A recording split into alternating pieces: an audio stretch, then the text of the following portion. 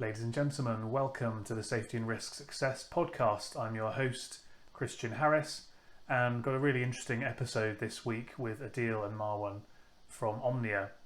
We talk about AI tracking of users of buildings and how that can help people to prevent risks from COVID, but also to optimize building usage and all sorts of other applications as well.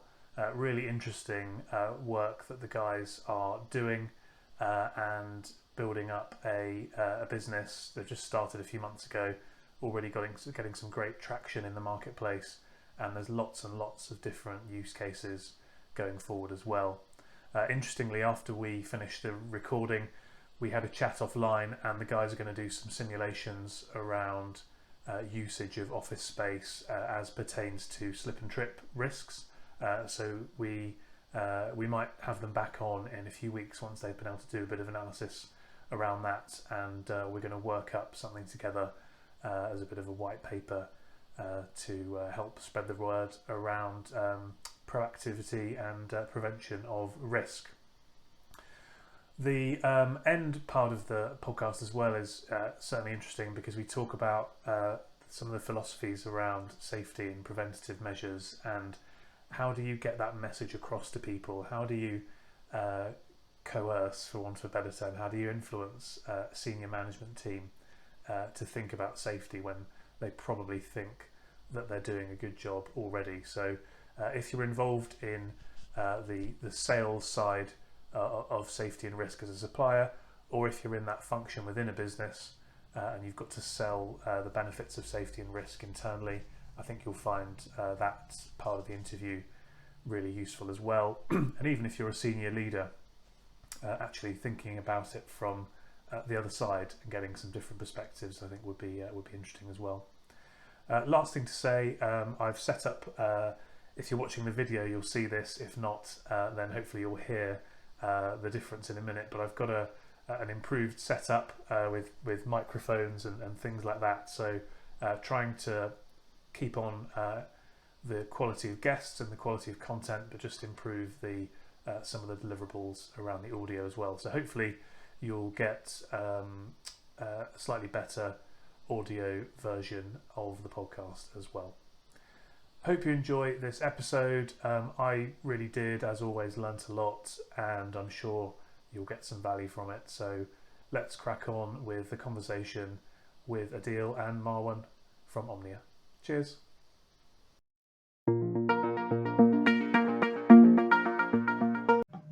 Guys, thanks very much for joining me on the podcast today. Thank you, Christian. Yeah, thanks for having me. We were just chatting about the weather offline, and I'm pleased to hear that in the Netherlands the weather isn't very nice either today. Great. It's the same as the UK, I think. Yeah, well, we're pretty close, aren't we, really? We're not far away at all. I think it's just a boat away, so... Yeah. Not that I've flown much recently, but whenever I used to fly to Amsterdam, it was quicker to fly there than flying up to Aberdeen, for example. Yeah. Oh, wow. Yeah, people go to Amsterdam a lot, so yeah. Yeah, there's every 2 years at the Rye, there's a cleaning industry event which I typically go to. So it didn't happen last year, obviously. I actually drove by the ride this morning, so interesting. Yeah. Yeah, so I've got a couple of nice restaurants that I like, and I tend to go and for a couple of nights and do a bit of networking and see what's going on in the cleaning world. So yeah, interesting times. But interesting, yeah, definitely. Yeah, well, the world is small. Yes, exactly. Yeah.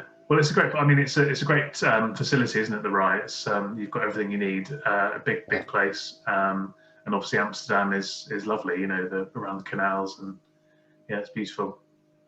Yeah, the Rye right now it's actually a testing place. It's become a testing place for COVID. So that's interesting. Yeah, so you can drive into it with your car and get the test on the go. Yeah. And how is COVID going in the Netherlands? Well, it's actually been going down this May, I think. Yeah. So I mean, it's relatively well. I mean, just a couple of weeks ago, the COVID numbers suddenly spiked immensely, because at that point, almost all the regulations were suddenly dropped. People could go to parties, to restaurants, everything reopened. Yeah. with testing. So so it was like everybody had to go to a party, had to test himself, and then suddenly the numbers started like increasing like tenfold, the positive tests. Yeah. So yeah, but now it's been a little bit going down again. So at least the exponential growth is hopefully over. Yeah. And the vaccinations, how's that going? Yeah, so we surpassed 20 million vaccinations. I would say a week ago, and I mean on a population of about 17 million, but then they count every vaccine, not every vaccinated person. So I think we're about just over halfway there, just like 55-60% of the population is now vaccinated. Okay, yeah, it's interesting to see the differences in among countries. And COVID obviously is one of the reasons that we're talking. So before we get into that, Adil, do you want to give us a bit of background on yourself, and then Marwan, perhaps you could do the same, just in terms of where you've been in life to get you to this point, and then we'll start talking about some of the things that you guys are working on. Of course, yeah. So I'm Adil. I'm one of the co-founders of Omnia. We're a startup based in Amsterdam. More about myself, I'm an engineer by trade, so I did a bachelor in civil engineering in a specialty in hydraulic. So that's actually very relevant right now with the floods going on in the whole world, in China, India, stuff like that. Also the Netherlands and Belgium. I don't know if the UK has something, but it's all around the world these weeks. Yeah, we haven't had it recently, but we have had, obviously in the past, some serious floods. Yeah. So that's what I did. In my bachelor, I really was fascinated about modeling and using mathematics to simulate the real world. So that's actually one of my fascinations. So after that, I went on and did a master's. I'm also doing a master right now in geoscience remote sensing at the TU Delft. It actually is a very fancy word for just meaning using data from satellites and sensors to tell things about the world. And it really sparked my interest in, again, sensors and simulations and stuff like that, and using physics in a it's very fast. You have the world and you can get it into your computer. So that's what I really like about it. I met Marwan in my bachelor, and from there we always started talking, and you can tell more about himself, I think. Yeah, so we met each other at the bachelor's. I also have a civil engineering background with more of a structural engineering type of background. And then, yeah, about the same time we got interested in technology. I went more into the data science aspect and the machine learning. And I went to the University of Amsterdam, where I did a master's degree in data science. So that's our educational background. Yeah, so and then, I mean, we've known each other for such a long time, and then it was all about just bouncing off ideas to each other about how our combined backgrounds could really just improve, or that we could deliver something. Yeah. Also recently we became colleagues. So next to my master, I am actually a researcher at the Amsterdam University of Life Science in a research group called Urban Analytics. Marwan is also a researcher now in Smart Health Lab. So it's two research groups which is pretty close to each other. So it's pretty funny how we came full circle and have a venture together. And then we also became colleagues in a part-time basis at the research group. Yeah. Well, the world is small. The world is small, yeah. The world is small. And so you guys are pretty busy then. Lots going on. Yeah, definitely. Yeah. Well, that's good. I mean, it's it's especially during the pandemic, it's just important that you keep busy. Yeah. So a lot of people, they keep a low schedule. I think it's important to at least come out of it with, I don't know, some new credentials, something new. So so that's we've been very busy during the pandemic. Yeah, I think that I mean, for me and my wife, we've got two young kids and both trying to work, so we've been incredibly busy, and it's just been non-stop. Whereas I can see that if you were younger, without kids, less responsibilities, and perhaps, I don't know what sort of help there was in the Netherlands, but here in the UK there was this furlough scheme where basically the government were paying the wages of people to not work. So, if you were sort of in your mid-20s, let's say, and being paid to sit at home, then it could easily be, I guess, pretty boring and soul destroying, or maybe it could have been the best time of your life if you were proactive and doing interesting things. I don't know. Yeah. With chaos comes opportunity, I think. Exactly. Yeah. Well, let's pick up that thread then, because you know, I mentioned we're here to talk about a bit about COVID and what your guys' response to that. So, talk to us a bit about the problem that you have identified and why you're seeking to solve that problem. Yeah, so like most startups, it began with the first-hand experience. We were still students at the time when we started this. It's actually January somewhere, maybe even before that. We were students. We couldn't go to campus. We couldn't go to work. We couldn't do anything. It was the pandemic, and assets weren't being used that well. So we saw that. We said, okay, why can't we go to campus? Why is that gap so large? And how do we make more sense into usage of your assets by making it more safer? So we started thinking, and from that experience, we created the software simulation model. And the simulation model which we have made is actually quite novel. So what we did, we used our past experiences about human behavior. So, for example, what people do in the office, how many times they go to the toilet, stuff like that, to create a model that actually can assess safety and risk in a building. With the COVID pandemic, that's actually very important because, for example, when a decision maker in the company wants to make a decision on capacity, for example, right now it's just with some guidelines, you will say, okay, 10 people can come in. There might be a possibility that 11 could be very, very great, or 9 would be too much. And to get that quantitative data, to get that like the real understanding of your office, is something which we want to create. And so the problem really came from the pandemic, and the decision makers in those buildings and the companies really don't know how to deal with the problem right now. So that's really the main problem. Maybe Marwan can give more insights in that. Yeah. So we really just started thinking about that company decision maker and what kind of information does that person currently have to make decisions. And we saw, for example, that the communication by the government, for example, governmental regulation, or there were a lot of COVID protocols. But a lot of these aspects, they didn't tackle one particular part of that safety problems, which we called office particularities. So, for example, congestion points in some parts of the office, or certain contact hotspots where everybody would go to the coffee machine and touch the same parts of the coffee machine. So those types of what we called office particularities, they weren't very well assessed and analyzed. So that's why we said, well, how can we at least somewhat showcase these particularities? And that's why we started with the simulation model. And at the beginning, we were maybe a little bit naive because we thought we would just use existing simulation technology to just simulate very complex human behavior in the office. But then we found out that human behavior is so much complex that you need different simulation techniques to actually encompass that human side. So Adil actually has a background in using these types of simulation technology. He used it in his hydraulic background to simulate where in the building water was going to be used. And that type of simulation model has a lot of data behind it. And we used a very similar technique, used a lot of scientific literature about what humans do in the office, where they go, how often they go to the toilet, how they walk through the office. All of that data we used as fuel of our simulation model.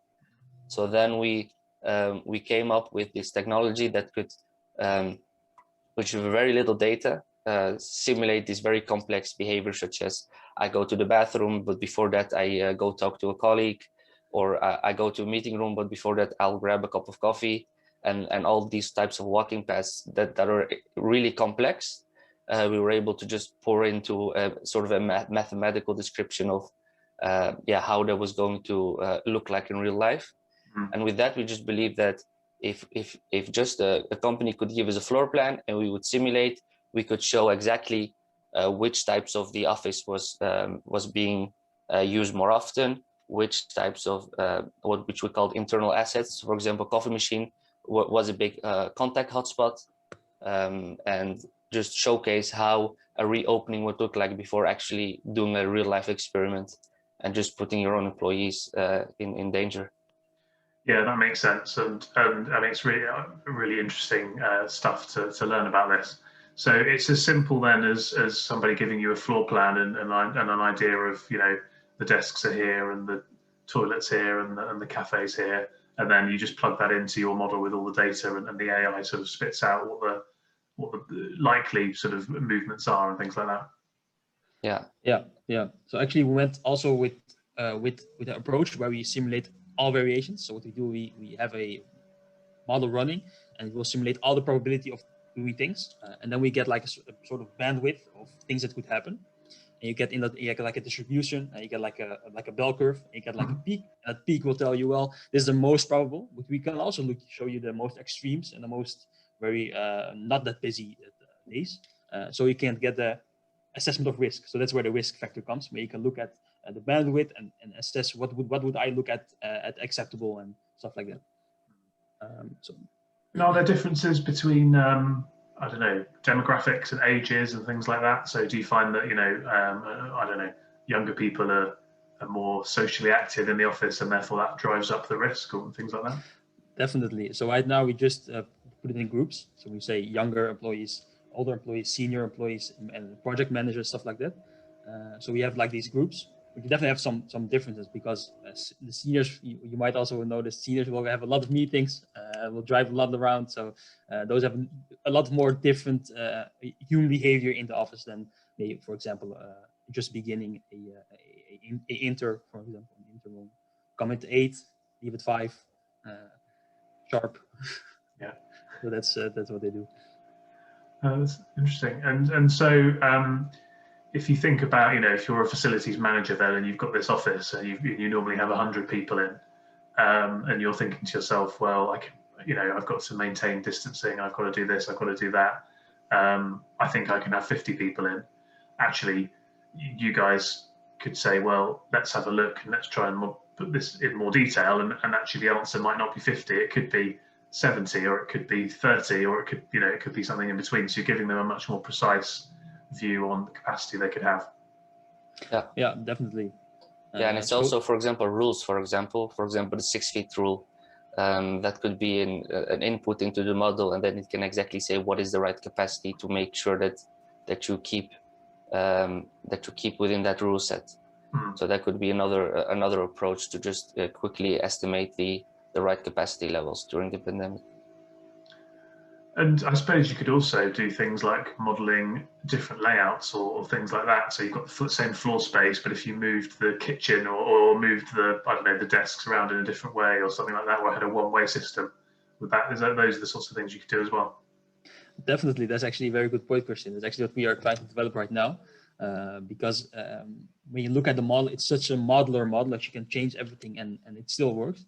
And that if you would have an algorithm at the back that you could change it in a good way and assess those metrics, and then can say, well, when is the metric at a minimum, if you want the minimum or maximum, and then it can calculate that layout. So actually you are thinking now about computer-aided design, so we can help architects maybe in preventing, even before it's there, the contact hotspots or stuff like that. So it's actually a very interesting point where you look at the life cycle of a building and not just at one point. So most of the time when you want to be safe or want to be productive, it begins stages of building. It begins of thinking about it earlier than it happens.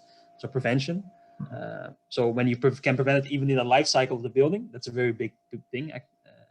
And also it's actually a very fun story to tell architects, like the design you have, we can make it come to life, and you can show how people are using it and assess stuff like that. So that's actually something we're actually very much thinking about it. And even we had one example where there was an office that had an insane amount of contact hotspots, and then we simply moved the coffee machine from one room to another, and then the contact hotspot suddenly decreased. Because in that particular office, what you had a meeting room, and then you had a very small hallway, and then there was a coffee machine, a bathroom, and even a kitchen, all located in the same part of the floor plan. So that was an insane amount of people moving back and forth. And by simply moving the coffee machine that was in the middle to the other side of the office, you could simply see that would remove a lot of contact hotspots. And even something as simple as that can make a big impact, and can even make you allowed to have more people in your office than if that coffee machine was there. And that is a great example because it makes logical sense, doesn't it, when you think about it? Well, actually, if we've got 100 people and currently we've got one small kitchen with a coffee machine, well, what if we put 4 coffee machines in and then each group of Yeah, 25 had their own coffee machine, and that would, you'd think, would reduce the risk, but actually you guys can prove that. yeah, yeah. Yeah. No, Yes. indeed. Very, very, yeah, very, very good. So how is it going so far in terms of, the use cases and any customers? I know you're relatively new, but how are you finding it so far? Yeah, so what we've done right now, we've done a pilot at the we call it Marine terrain. So it's a whole terrain with a lot of buildings and a lot of companies. We've done a pilot where we validated the concept. So first we had the model, we had to validate it, look at real walking patterns, and assess that with our predictions. So we did that. It came pretty good.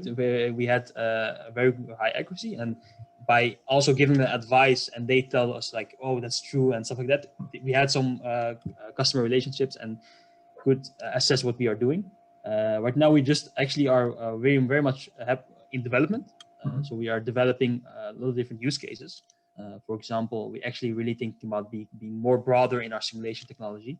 For example, by knowing where someone is at what time and how many and stuff like that, you can do much more than just tell them where the contact hotspots are. You can tell them where the utilization of your offices, for example, which spaces they're looking at and where they are, or even look at other analysis like how they walk. That's maybe interesting for you, Krish, for the slip safety. So where most people are walking. So that those we really are broadening our skill and thinking about a lot of use cases. So we're talking to a lot of people, talking to facility managers, architects, interior designers, but also project developers to really look where could we fit this core technology in the best possible way. So right now we just do consulting, helping companies with a reopening question. And we really are trying to look broader than that and help people with a much more complex problem. Yeah, because my view would be that obviously there's a very extreme specific problem at the moment, which I think is probably going to carry on for some time in terms of COVID. But yeah, what you've described to me, as you've just said, then Adil, there's a lot more applications for this potentially, a much broader set of applications than just the COVID thing, and even looking at different types of buildings, and you could think about crowd control for sports stadiums or demonstrations or marches, or there's all sorts of potential applications, I guess. Yeah, definitely. Maybe one of the applications which we are actually looking at right now is maybe a very interesting use case. So with most companies that are doing smart buildings, which we call it, they're using sensors to actually drive also some kind of management of their crowd. So they're looking at real-time data to do stuff. And we actually are thinking about building on top of that by just adding that sensor data to our model. And by doing that, we actually are having like a constant feedback of things that are happening in your office, and that it's being structured in our model and then being understood by per person. So what's happening actually it's creating intelligence. For example, the model will catch up on some patterns. So for example, no one on the second Monday of the month of March. No one is in the office, for example. It's a holiday or something. Then we know that, and it's a pattern that can be catched on, and then we can address some things in the office to adjust that. Yeah. So actually, we're really thinking about a very broad application, because the model is like a core technology that can address those inputs of sensor data. Going back to visiting the RAI to a cleaning expo, you could even apply this to cleaning of buildings as well, because if you could say, well, in your specification for cleaning, this particular part of the building is going to be used X times per day, whereas this part's going to be used X plus 7 or whatever, then you could focus your cleaning on the areas of the buildings that are getting used more often. Yeah, definitely. Yeah. We're also looking at what is the optimal cleaning schedule of not just rooms, but also, let's say, the coffee machine refilling schedule, stuff like that. But I think that really captures our phase that we are in right now. So we've just finished that COVID. We're still doing some COVID use cases, but we're looking for broader applications, and there's just so much out there. So there's so many different use cases, and we're just talking to every single part of the market, and we're getting some great feedback. So yeah, we're excited about the future of the model. Fantastic. So if people have listened to this and they're interested to learn more or to get involved and help you to build some more use cases or pilot schemes or things like that, firstly, where should they find out more? Secondly, are you constrained at all by geography, or could this be done, in America or the UK or anywhere else? So I don't know if one of you wants to take one question and one the other. Yeah, so they can find us on omniamodeling.com with double L.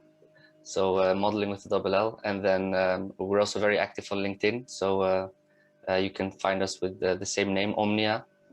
And yeah, everybody can reach out. We're always excited when people reach out to us just with new ideas and opportunities to collaborate. Definitely. Yeah. So what was the second question?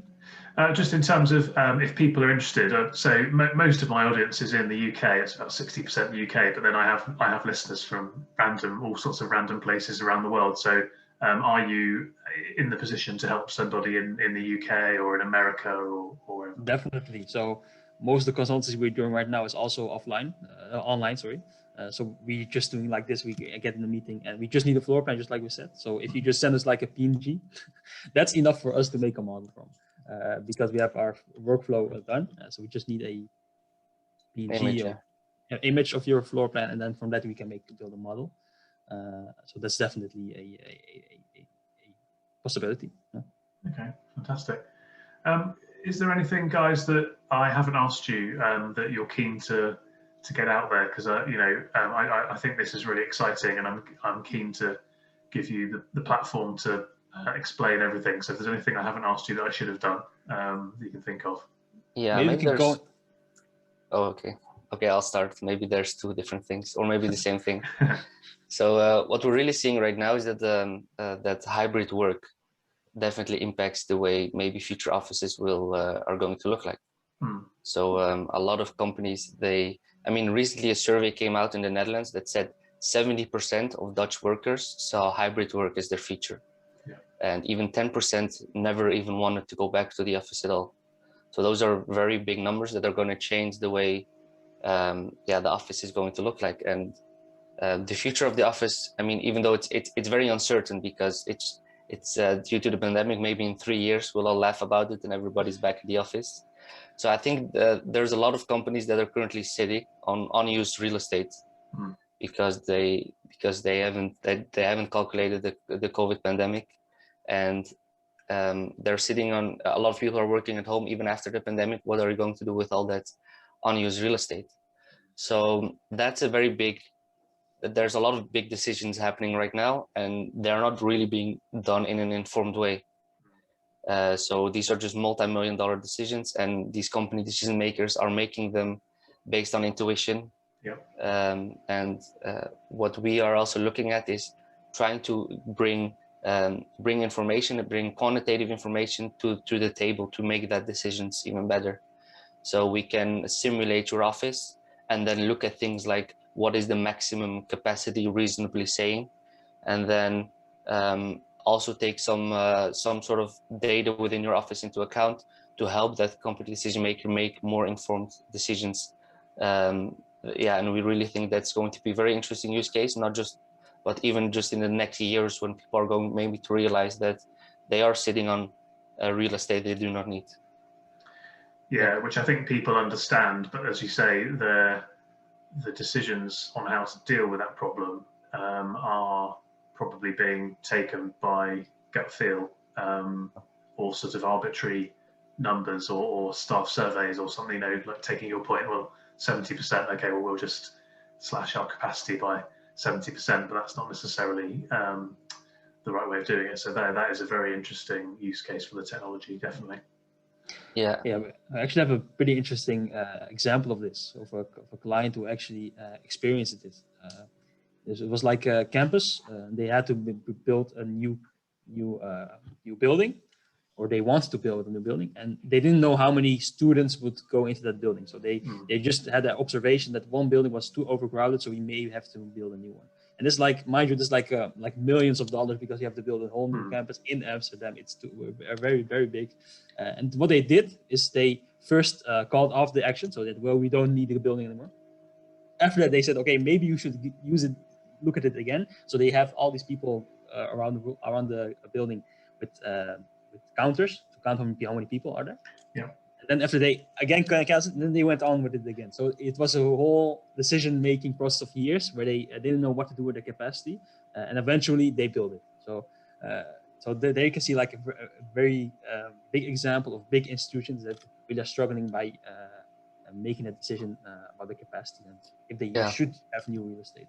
And what you really see in the real estate is that simple questions such as how many people do visit my office, where do they sit in the office, that type of information just doesn't reach the top level of the organization. And even when it's being counted, it's manual labor by someone walking around the office at certain points like 3 times a day, and then calculating and just counting where the people are in the office. Whereas, there's a big opportunity to do that continuously with existing sensor technology, or even something much simpler like Wi-Fi connections, for example. You can much easily give a rough estimate of how busy is your office and where do they sit. And you see that, very, very interesting that even it was a very big organization that they have that switch of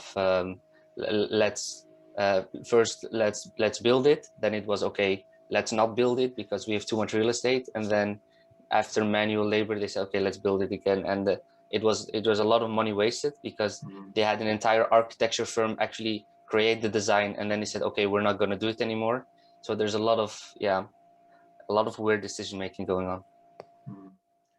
Yeah, it's strange, isn't it? Because data is something that everybody talks a lot about, and people speak of data being the new oil and so on and so forth. And yet I think there's 2 challenges with that. One is data on its own isn't necessarily that valuable. It's the insights from the data where the real value lies. And the second is that there are these big swathes, as you guys have identified, of areas within businesses where we just don't have very good data.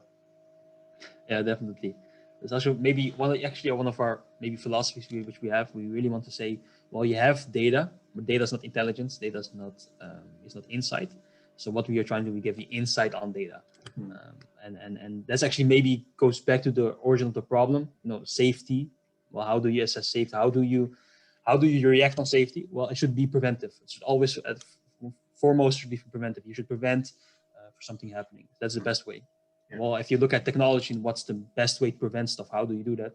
Well, what you're arguing is it's simulation. By seeing something before it's happening, and by doing a simulation, you can be preventive and prevent us for all these safety factors. So that's what actually the moral story, or the base story about this is actually that simulation can help you with those things beforehand, and that's the most practical way of doing it. Yeah, save, prevent issues, stop injuries and harm, and save lots of money as well, it sounds like, from what you guys have said. Definitely, yeah. Yeah. Those are some good outcomes. Absolutely. Those are the best outcomes, I think. What we did notice, and maybe you could even tell us more about that, Christian, is that when you go to companies and you basically go through the value that you're delivering, your value proposition, and you basically say, okay, so our value is we increase your safety. And you have also similar value proposition in slip safety, but you see that a lot of company decision makers, they don't make that connection between safety and their success of their business, basically. So how do you make them sort of realize that, okay, safety, but behind that indirectly you're also improving your business as well? I mean, that is we could spend hours talking about that, but I mean that's the big challenge for anybody that is not just selling a safety product or service, but actually health and safety and risk management practitioners as well, because effectively they have to sell, in inverted commas, sell what they do internally to the stakeholders as well. And it's interesting because I feel as if you're right that senior decision makers don't necessarily make that link between excellence in safety and risk and excellence in business performance. I tend to find with those guys, you need to use a bit more of the shock tactics of, there was a fine for this or there was a whatever for that, but to get their attention. And then it's okay. But, we want to focus on that. We want to focus on the positive side of this.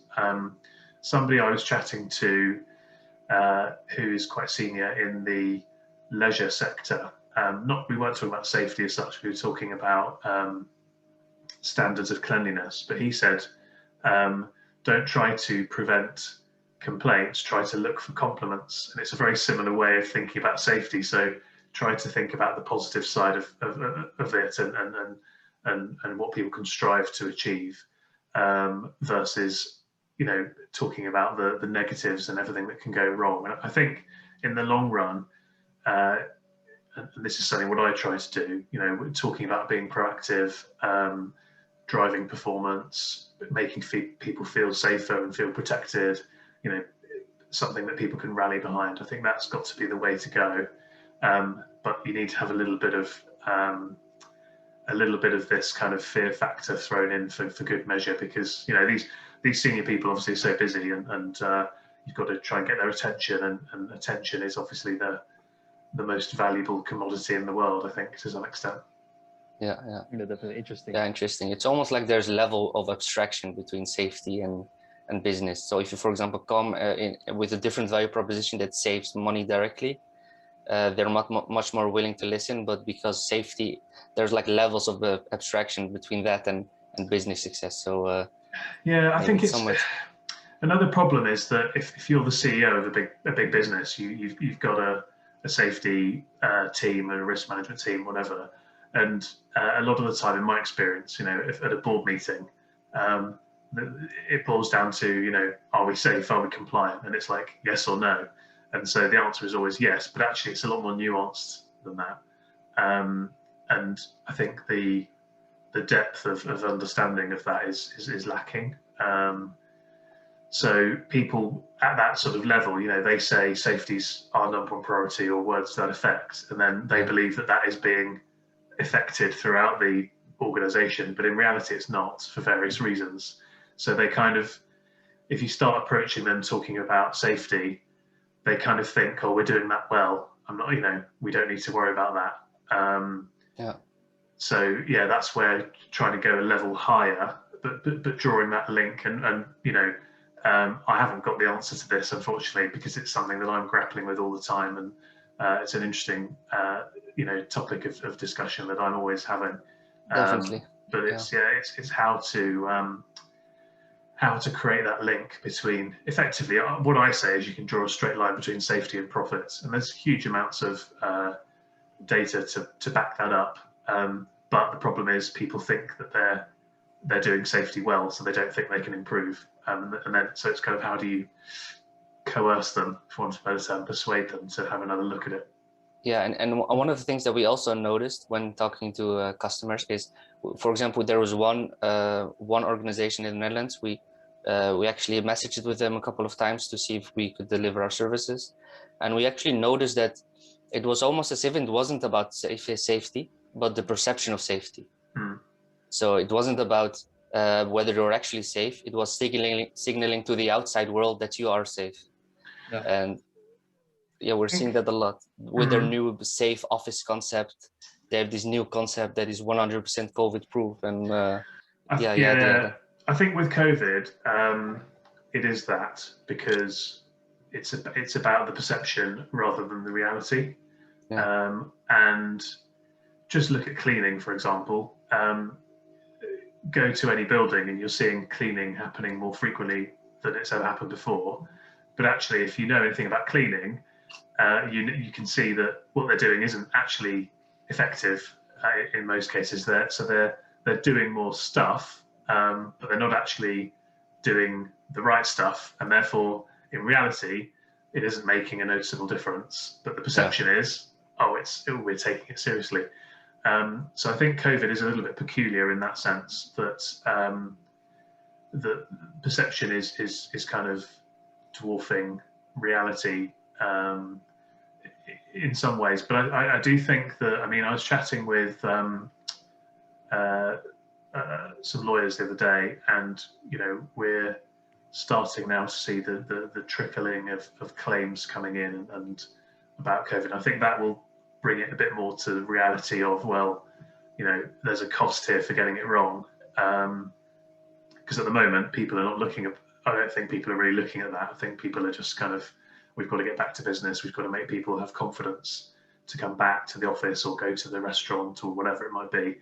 Let's do this kind of more superficial stuff to give the appearance that we're safe. But when these things get to court and they're under examination by experts and things like that, then a lot of this stuff will fall apart, and then that opens up a big can of worms. And so in many other areas of safety, we've got to that point already, obviously, because we've got the maturity of things having happened, whereas this is a new and an unforeseen risk from a few years ago. Yeah, definitely. It's also very hard to break a perception. I think that's very hard to do that, and actually you have to establish a lot of expertise to show, well, you're wrong. So I think that's very challenging. Yeah. Also, Yeah. fun. No. But also maybe there's a good side to having a perception of safety. So there's actually this Dutch proverb that says the suffering of your fear is worse than what you're afraid of. That sometimes that fear of something, that even the suffering of continuously having to worry about that is even worse than even if it would go through and you would get what you're afraid of. And do you see that also, that maybe just giving a perception, even though that safety isn't there, there's a lot of people that are afraid for something that has a 1 in a million chance of happening?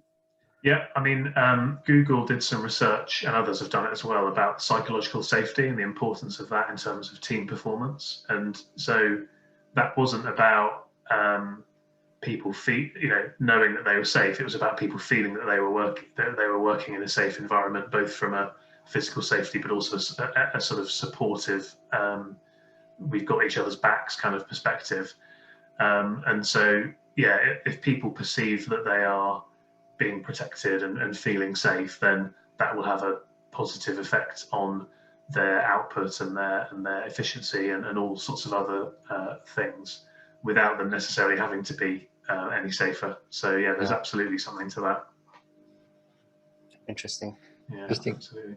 Absolutely. We went quite philosophical.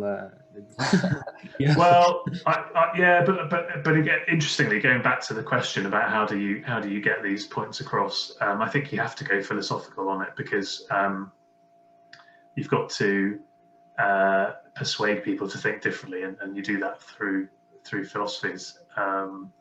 You can use a bit of hard data and a bit of scare tactics and things like that to try and grab their attention, but that's not going to convince them necessarily to change their mind. Whereas actually, you're just trying to get, as I said earlier, their attention to then put across a different way of thinking and try to influence them, I suppose. That's certainly my view anyway, and that's kind of what I try to do the best that I can. Yeah. So, yeah. Great takeaway for us also. Yeah, definitely. Good stuff. Great, guys. Well, look, really enjoyed that. Really appreciate it. I'll have a think about any other people I can introduce you to, and we can certainly, obviously when the podcast goes up, you can start sharing that as well. And I think this will give people a good insight to what you guys are doing. So, wish you the very best of luck with it. Thank you very much, Christian. Yes, thanks a lot. Thanks. Yeah, it's also our first time experience, so it's good checking out that off our bucket list. Oh, first podcast. Yeah. Yeah, it's good. I mean, I love podcasts, which is why I set this one up. But I did a few kind of guest podcast appearances before, and I enjoy it. I think it's a good way of getting stuff across what you're doing, getting those philosophies across, but also a bit of nuts bolts, but in a bit of a long form way that is easy to digest. Because I think if we had transcribe this whole episode into a big document, nobody would ever read it, if you know what I mean. Whereas people will watch a video or listen to the podcast, so it makes these topics more accessible, particularly these kind of more technical topics like we're talking about. So no, it's good. You did well, guys. You answered all the questions well. So okay, well great. Thank you. Yeah. Good stuff. Well, thank you guys, and thanks everybody for joining us today. If you've enjoyed this and found it interesting, please reach out to the guys, check out the website, visit them on LinkedIn. And if you think we've earned it, we'd love some good reviews, and hit subscribe on whichever channel you are listening or watching to the podcast on. Thanks again, and we'll see you next week.